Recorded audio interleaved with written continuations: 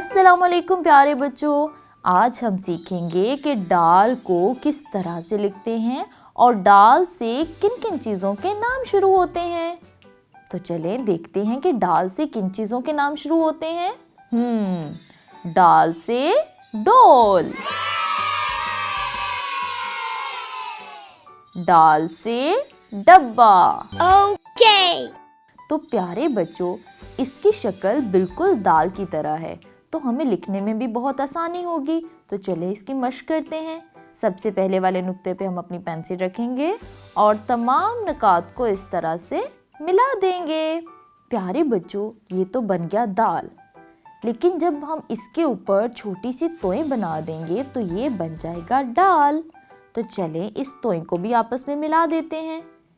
हमने यहाँ अपनी पेंसिल रखी और तमाम नुकात को आपस में इस तरह से मिला दिया, तो ये बन गया दाल।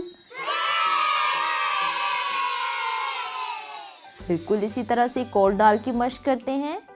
सबसे पहले वाले नुक्ते पे अपनी पेंसिल रखेंगे और तमाम नुकात को आपस में मिला देंगे और इसके ऊपर छोटी सी तोय बना देंगे, तो ये बन जाएगा दाल।